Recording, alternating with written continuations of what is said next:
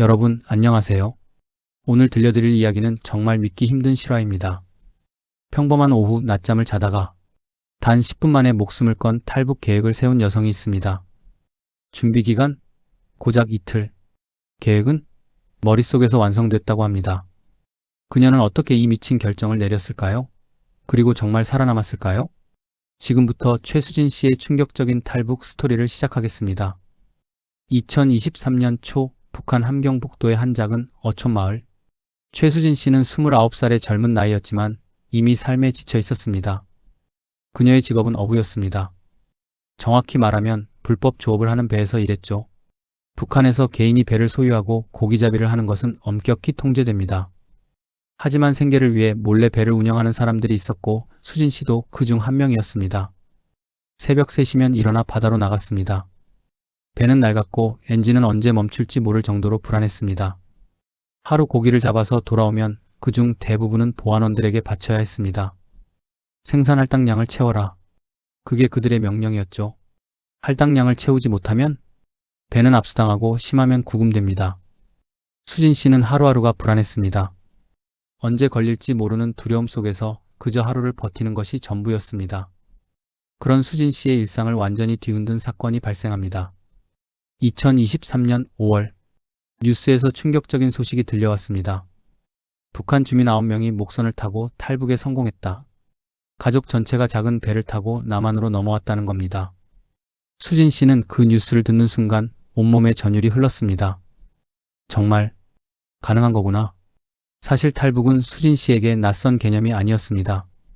이미 오래전부터 막연하게나마 언젠가는 떠나고 싶다는 생각을 해왔으니까요. 하지만 그건 그저 꿈일 뿐이었습니다.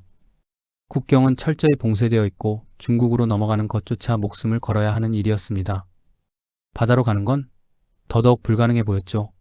하지만 이제 증명됐습니다. 9명이나 되는 사람들이, 가족 전체가 작은 배를 타고 성공했다는 것이. 그런데 문제가 생겼습니다. 수진 씨가 탈북 뉴스를 들은 지 얼마 지나지 않아 보안원이 찾아온 겁니다. 그날도 수진 씨는 배를 타고 나갔다가 돌아오는 길이었습니다. 평소처럼 이틀 정도 바다에 나가 있었죠. 그런데 돌아오자마자 보안원이 기다리고 있었습니다. 야, 너희 배 어디 갔었어? 수진 씨는 순간 심장이 철렁했습니다. 저희 바다 나갔다 왔는데요. 왜요? 왜 안 들어왔냐고. 다른 배들은 다 들어왔는데 너희 배만 왜 이틀이나 안 들어온 거야? 보안원의 목소리는 의심으로 가득했습니다. 수진 씨는 재빨리 대답했습니다. 아, 저희 생산량을 못 채워서요. 그래서 좀 더 나가 있었습니다. 식량도 준비해서 나갔었어요. 보안원은 수진 씨를 날카롭게 쳐다봤습니다. 지금 같은데 무슨 큰일 날 소리 하고 있어. 너 소문 들었어? 무슨 소문이요? 애들이 남조선으로 도망갔다며. 배 타고. 너도 알고 있지? 순간 수진 씨의 머릿속이 복잡해졌습니다. 와, 소문이 벌써 퍼졌구나. 하지만 그녀는 표정을 숨겨야 했습니다. 보안원은 지금 수진 씨를 시험하고 있는 겁니다. 수진 씨는 억지로 놀란 척하며 말했습니다. 네? 진짜요?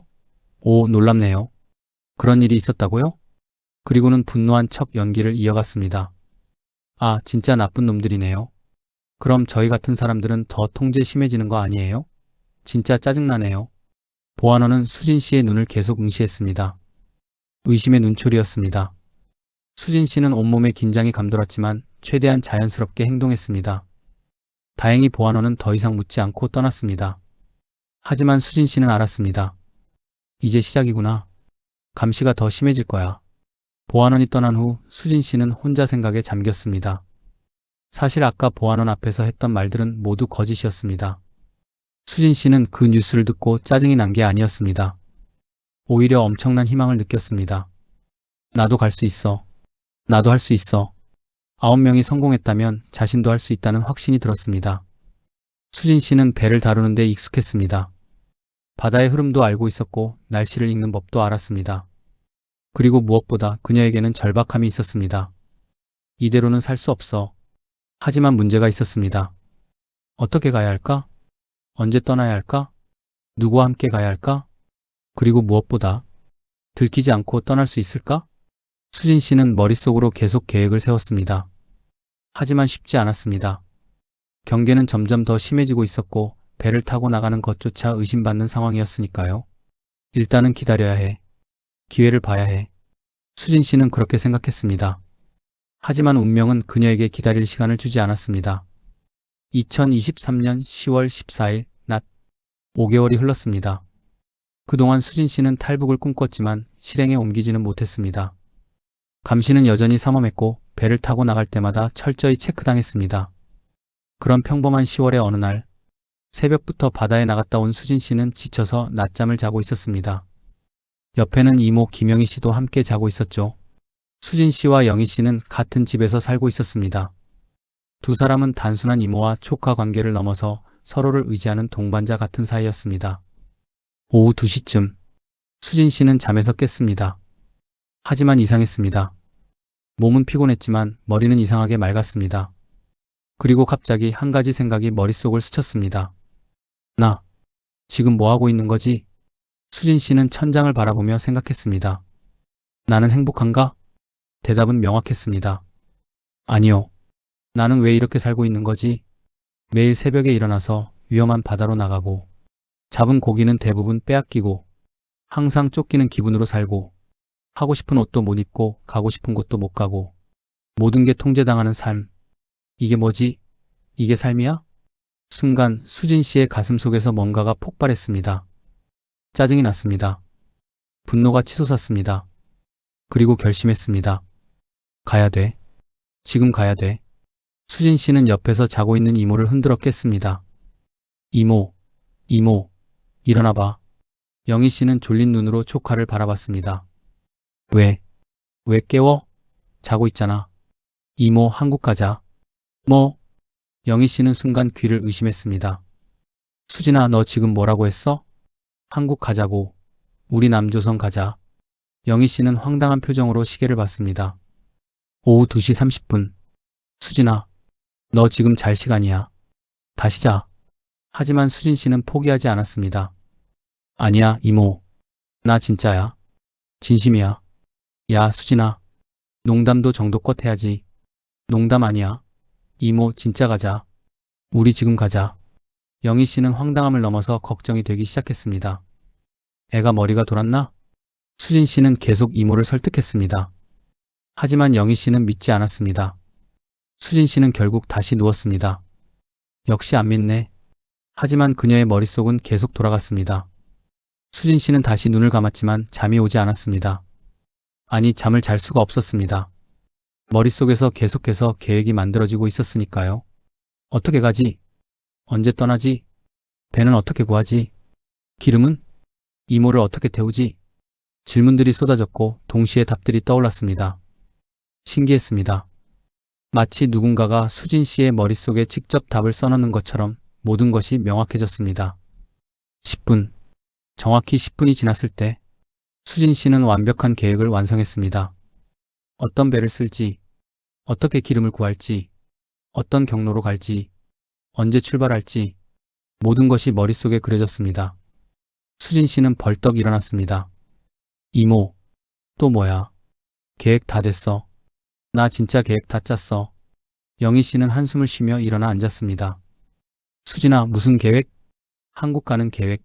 어떻게 가야 할지 다 알아냈어. 수진 씨는 흥분한 목소리로 계획을 설명하기 시작했습니다.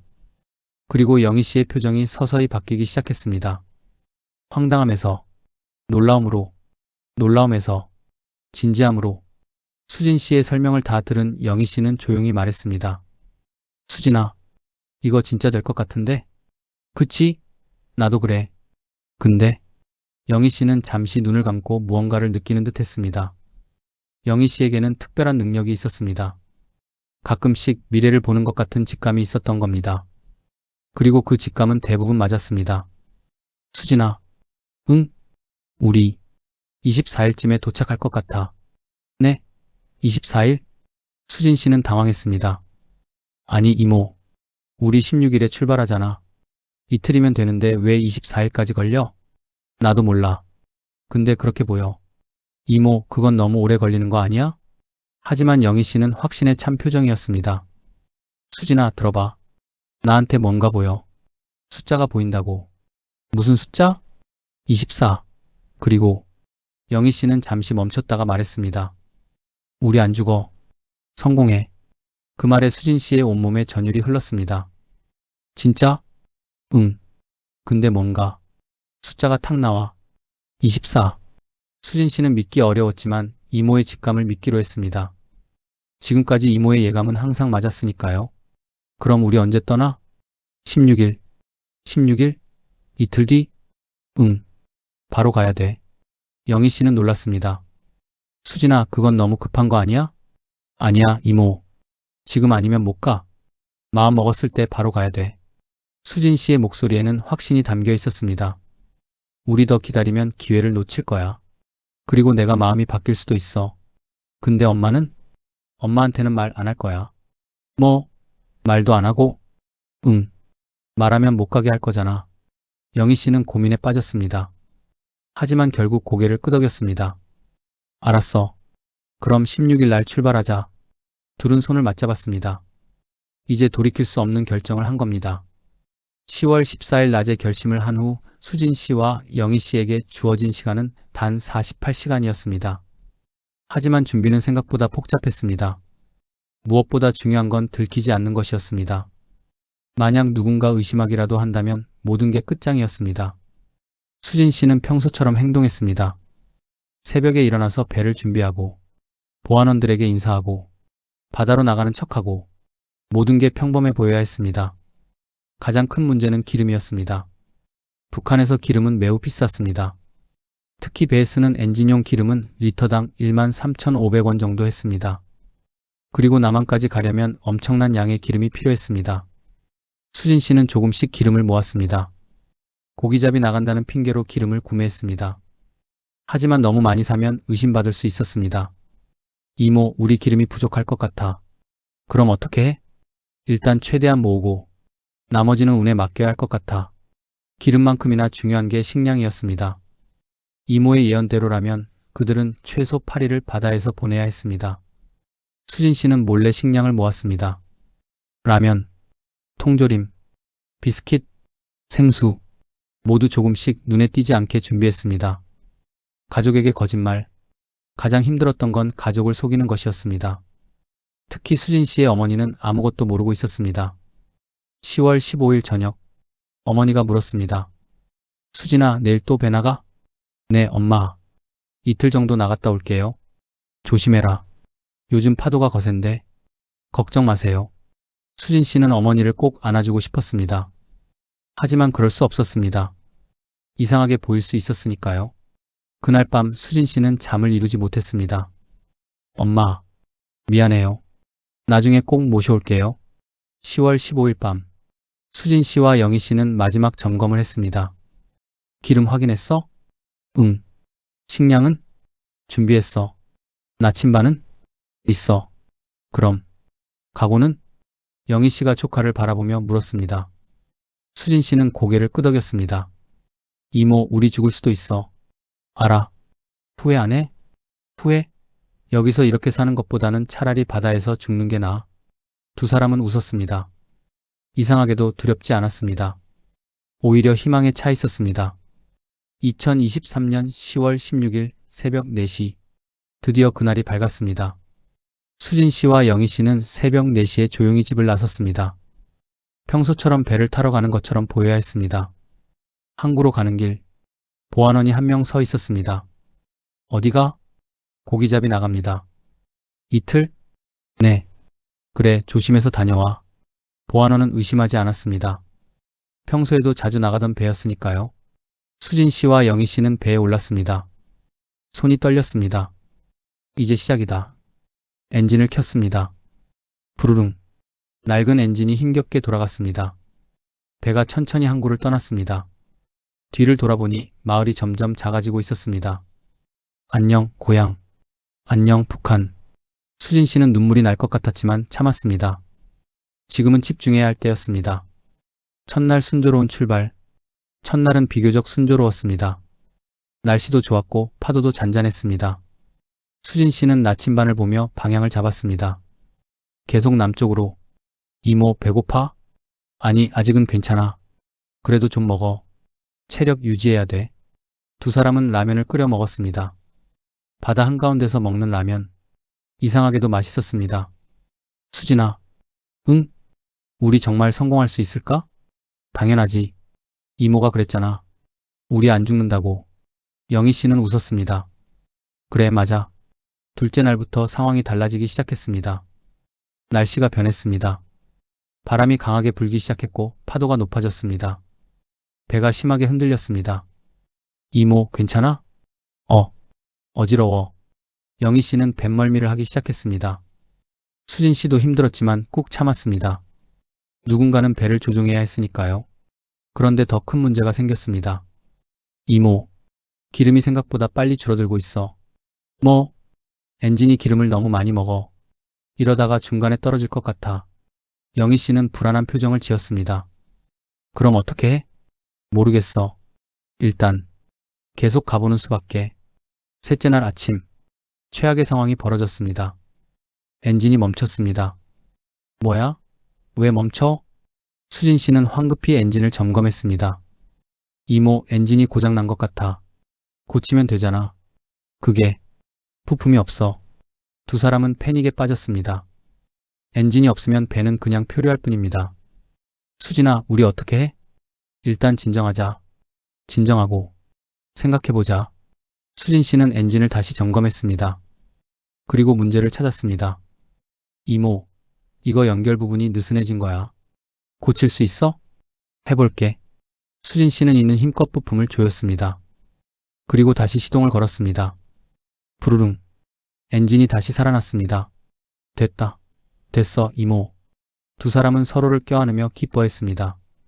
넷째 날 밤, 폭풍이 몰아쳤습니다. 바람이 미친 듯이 불었고 파도는 산만큼 높았습니다. 배는 장난감처럼 흔들렸습니다. 이모, 붙잡아. 수진아. 거대한 파도가 배를 덮쳤습니다. 두 사람은 물에 흠뻑 젖었습니다. 우리 죽는 거 아니야? 아니야. 안 죽어. 이모가 24일에 도착한다고 했잖아. 수진 씨는 소리쳤습니다. 하지만 사실 그녀도 무서웠습니다. 이런 폭풍 속에서 살아남을 수 있을까? 밤새도록 폭풍은 계속됐습니다. 두 사람은 한숨도 자지 못했습니다. 그저 배가 뒤집히지 않기를 기도할 뿐이었습니다. 폭풍은 지나갔지만 대가를 치러야 했습니다. 식량 일부가 바다에 떠내려갔습니다. 이모, 식량이 반밖에 안 남았어. 그럼 우리 굶어야 하는 거야? 하루에 한 끼씩만 먹자. 최대한 아껴서. 배고픔이 시작됐습니다. 특히 영희 씨는 체력이 급격히 떨어졌습니다. 수진아, 나 못 갈 것 같아. 이모, 정신 차려. 거의 다 왔어. 하지만 수진 씨도 확신이 없었습니다. 정말 거의 다 온 걸까? 아니면 잘못된 방향으로 가고 있는 걸까? 여섯째 날, 탈수와 배고픔으로 인해 두 사람은 정신이 몽롱해지기 시작했습니다. 영희 씨가 갑자기 소리쳤습니다. 저기 배 있어. 어디? 저기, 저 배가 우리 구하러 오는 거 아니야? 하지만 아무것도 없었습니다. 환각이었습니다. 수진 씨는 불안했습니다. 우리 진짜 죽는 거 아니야? 일곱째 날 오후, 가장 두려워하던 일이 일어났습니다. 기름이 바닥났습니다. 엔진이 멈췄습니다. 이모, 기름 떨어졌어. 그럼? 이제 바람과 물살에 맡기는 수밖에. 배는 표류하기 시작했습니다. 두 사람은 말을 잃었습니다. 이대로 끝나는 걸까? 여덟째 날 아침, 10월 24일, 이모가 예언한 바로 그날, 수진 씨는 수평선을 바라보고 있었습니다. 그런데, 이모, 저기 봐. 뭐? 땅이야. 땅이 보여. 수평선 너머로 희미하게 육지가 보였습니다. 진짜야? 환각 아니야? 아니야. 진짜야.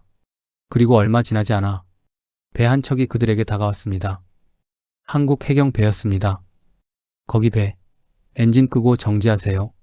수진 씨와 영희 씨는 울기 시작했습니다. 우리 살았어.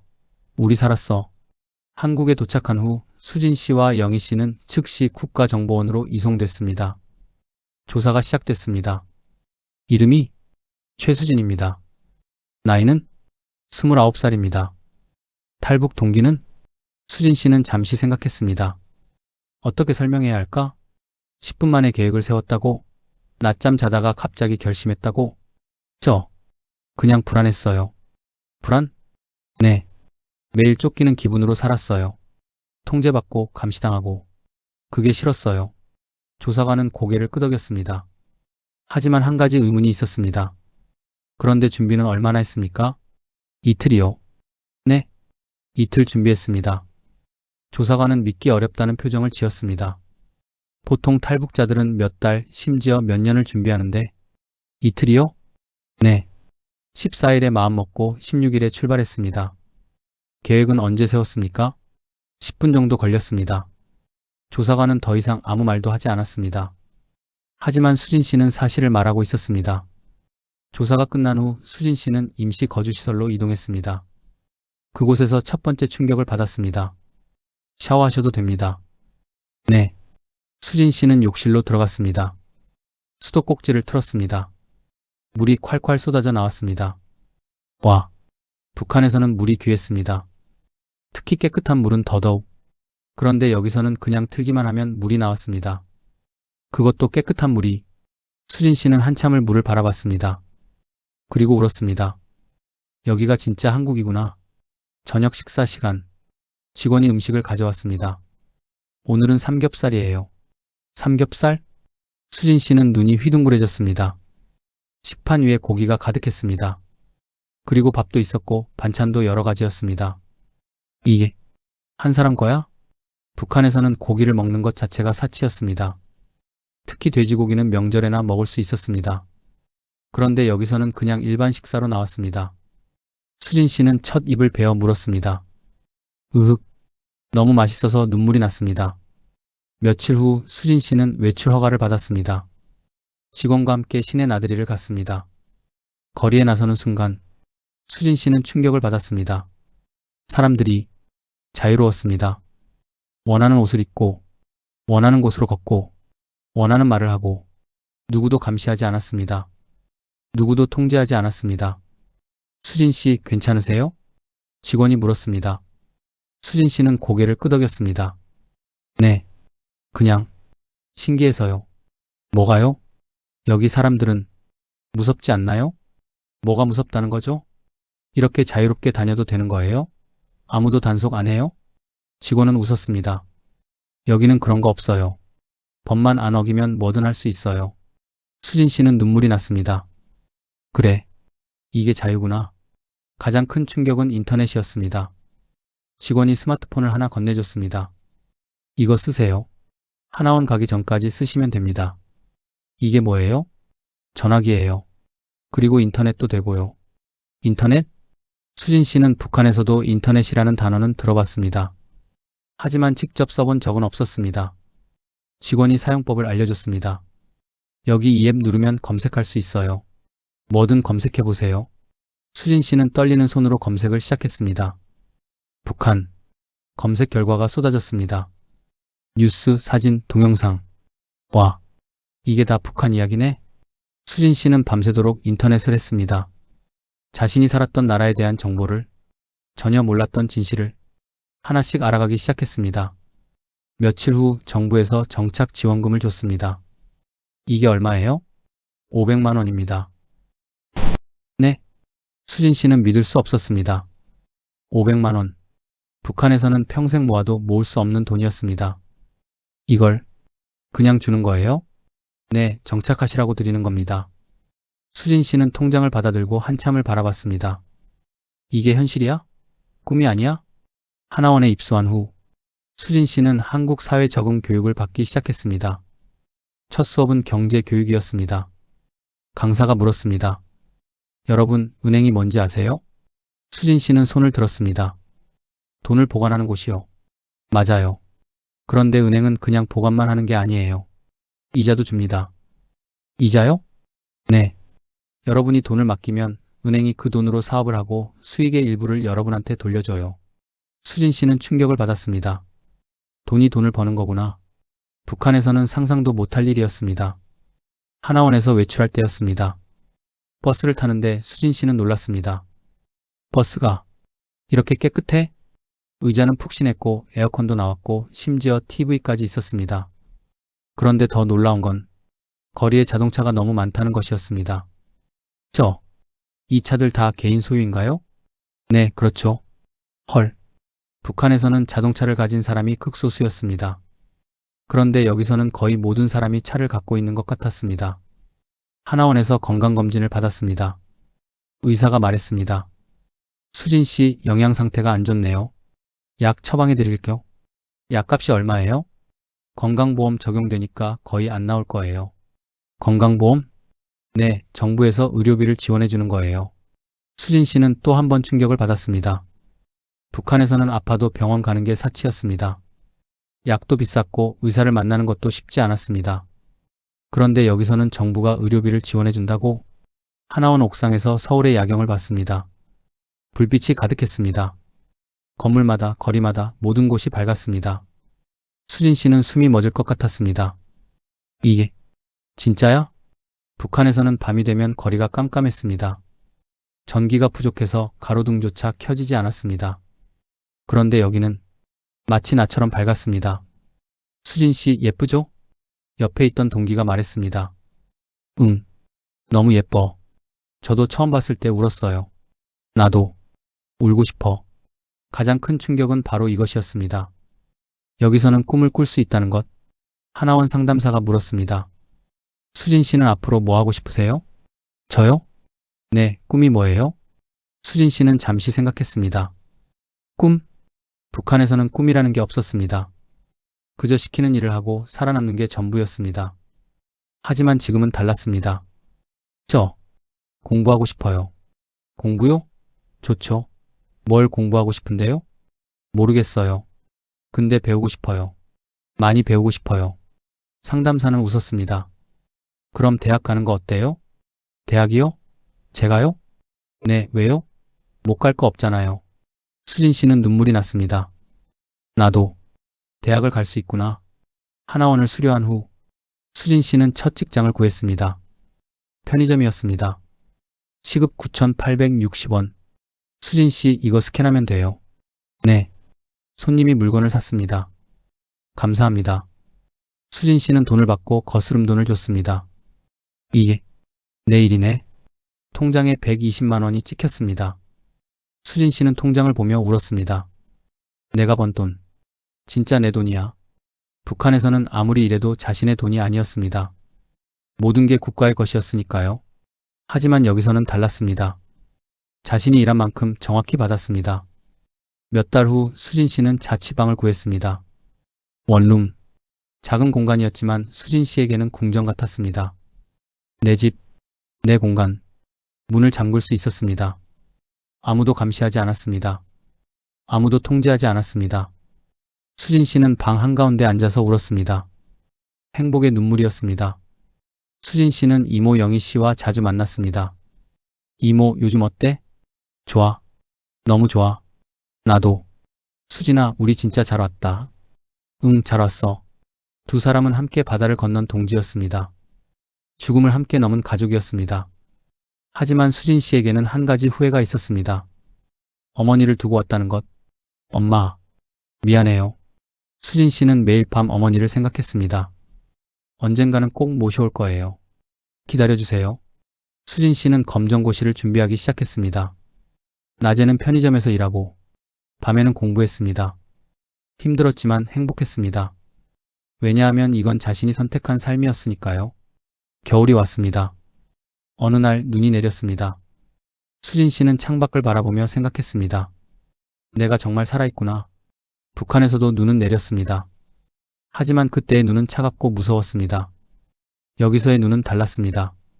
아름다웠습니다. 희망적이었습니다. 편의점에서 일하면서 수진 씨는 첫 친구를 사귀었습니다. 같은 편의점에서 일하는 대학생 지수였습니다. 언니, 오늘 일 끝나고 치맥 어때요? 치맥? 치킨이랑 맥주요. 아, 좋아. 생전 처음 치킨을 먹었습니다. 생전 처음 맥주를 마셨습니다. 그리고 생전 처음 진짜 친구와 웃었습니다. 몇 달 후, 수진 씨는 검정고시에 합격했습니다. 합격. 수진 씨는 소리쳤습니다. 이모에게 전화했습니다. 이모, 나 붙었어. 진짜? 축하해. 고마워, 이모. 이모 덕분이야. 무슨 소리야? 내가 잘한 거지. 수진 씨는 울면서 웃었습니다. 탈북 1년 후 수진 씨에게 방송 출연 제안이 들어왔습니다. 저희 프로그램에 나와서 이야기 좀 해주실 수 있으세요? 수진 씨는 고민했습니다. 내 이야기를 해도 될까? 하지만 결국 승낙했습니다. 다른 탈북민들에게 희망을 주고 싶었으니까요. 녹화장. 수진 씨는 긴장했습니다. 진행자가 물었습니다. 수진 씨, 탈북을 결심한 계기가 뭐였나요? 수진 씨는 잠시 생각했습니다. 저는 불안했어요. 불안? 네. 매일 쫓기는 기분으로 살았어요. 그게 싫었어요. 그래서 낮잠 자다가 갑자기 결심하셨다고요? 네, 맞아요. 청중석에서 웃음이 터졌습니다. 하지만 수진 씨는 진지했습니다. 웃긴 얘기 같지만 정말이에요. 10분 만에 계획을 다 세웠어요. 가장 힘들었던 순간, 진행자가 또 물었습니다. 가장 힘들었던 순간은 언제였나요? 수진 씨는 눈물을 참으며 대답했습니다. 폭풍 속에서 죽을 것 같았을 때요. 그때 뭘 생각하셨어요? 이모가 했던 말이요. 우리 24일에 도착한다고. 안 죽는다고. 그게 맞았나요? 네, 정확히 맞았어요. 10월 24일에 도착했어요. 청중석에서 탄성이 터졌습니다. 한국에서 가장 놀란 점. 한국에 와서 가장 놀란 게 뭐였어요? 수진 씨는 웃었습니다. 너무 많아요. 하지만 가장 놀란 건 자유요. 자유? 네. 여기서는 내가 원하는 걸 할 수 있어요. 아무도 막지 않아요. 예를 들면요. 저는 지금 대학 입시 준비하고 있어요. 박수가 터졌습니다. 와, 대단하세요. 감사합니다. 북한에서는 꿈도 못 꿨던 일이에요. 북한에 남은 가족. 진행자가 조심스럽게 물었습니다. 북한에 가족이 남아 계시죠? 수진 씨의 표정이 어두워졌습니다. 네. 어머니가 계세요. 연락은요? 못해요. 하지만 수진 씨는 카메라를 똑바로 바라봤습니다. 엄마, 제가 꼭 모시러 갈게요. 기다려주세요. 스튜디오가 조용해졌습니다. 많은 사람들이 눈물을 흘렸습니다. 마지막으로 지금 탈북을 고민하는 북한 주민들에게 한마디 해주세요. 수진 씨는 깊게 숨을 들이쉬었습니다. 저는 10분 만에 계획을 세웠어요. 이틀 만에 출발했어요. 그리고 8일 만에 한국에 도착했어요. 물론 정말 힘들었어요. 죽을 뻔했어요. 하지만 수진 씨는 미소를 지었습니다. 저는 지금 행복해요. 진짜로 살아있어요. 여러분도 할 수 있어요. 용기만 있으면요. 2025년 겨울, 수진 씨에게 편지가 왔습니다. 합격을 축하합니다. 수진 씨는 대학에 합격했습니다. 사회복지학과. 이모, 나 붙었어. 진짜? 축하해. 고마워, 이모. 진짜 고마워. 수진 씨는 울었습니다. 3년 전만 해도 그녀는 북한에서 불안에 떨며 살았습니다. 2년 전 그녀는 죽음의 바다를 건넜습니다. 그리고 지금 그녀는 대학생이 됐습니다. 수진 씨는 이제 꿈이 있습니다. 사회복지사가 되는 것, 그리고 탈북민들을 돕는 것, 나처럼 힘든 사람들을 돕고 싶어요. 수진 씨는 말합니다. 저도 도움을 많이 받았으니까요. 수진 씨는 여전히 매일 밤 어머니를 생각합니다. 엄마, 저 대학생 됐어요. 엄마, 저 이제 꿈이 생겼어요. 엄마, 저 행복해요. 그러니까 조금만 기다려주세요. 제가 꼭 모시러 갈게요. 가끔 수진 씨는 생각합니다. 그날 오후 내가 만약 그냥 계속 잤다면? 만약 이모를 깨우지 않았다면? 만약 용기를 내지 않았다면? 그랬다면 지금도 북한에서 불안에 떨며 살고 있었을 겁니다. 하지만 그녀는 선택했습니다. 그리고 그 10분이 그녀의 인생을 완전히 바꿔놓았습니다. 수진 씨가 시청자들에게 마지막으로 하고 싶은 말이 있다면? 인생은 짧아요. 불행하게 살기에는. 저는 29년을 불안 속에서 살았어요. 하지만 이제는 달라요. 여러분도 변할 수 있어요. 용기만 있다면. 단 10분이면 충분해요. 최수진 씨의 이야기는 여기서 끝이 아닙니다. 그녀는 지금도 계속 살아가고 있습니다. 매일 새로운 것을 배우고, 매일 새로운 꿈을 꾸고, 매일 자유를 만끽하며 그녀의 이야기는 우리에게 묻습니다. 당신은 지금 행복한가요? 당신은 지금 진짜로 살아있나요? 아니라면 왜 변하지 않나요? 수진 씨는 10분 만에 결정했습니다. 당신은 얼마나 걸릴까요?